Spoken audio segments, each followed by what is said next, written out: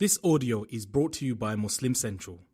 Please consider donating to help cover our running costs and future projects by visiting www.muslimcentral.com/donate. You know what's in my heart. Keep me on this path to you. Today, we're going to transport ourselves to the greatest day of our entire existence. It's a day that, when put into perspective, it will make everything else in our lives seem meaningless. If there's just one thing in this entire series that I could humbly request that you lend me your ears and your heart to, it would be for just these next few moments, inshallah. And if you let this absorb into your heart, inshallah, it will change your mindset, and it will give you something to look forward to more than anything else you could have ever imagined. Before we begin, I just wanted to say, subhanallah, this has been such a beautiful and enriching journey for me, and I hope it has been for you all that have been partaking in it alongside me. We began our series describing our ultimate goal, Jannah. And along the journey, we took just a small glimpse into the pleasures and joys of Jannah. The palaces made of gold and silver, the rivers of milk and honey, everlasting happiness, eternal youth, health, and life.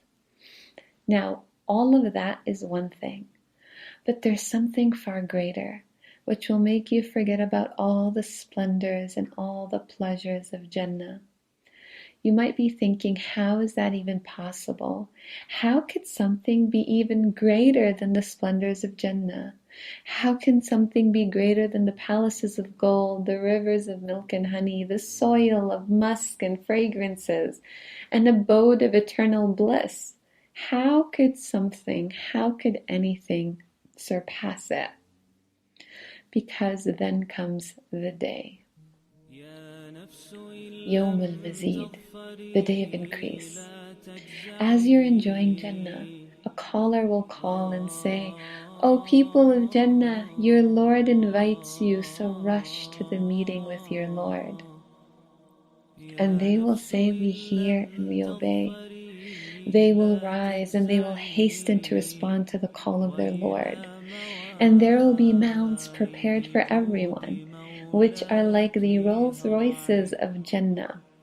They will get on top of it, and they will travel and reach a vast and wide open valley called the Valley of Afyah, and everyone will be seated in different stations of honor.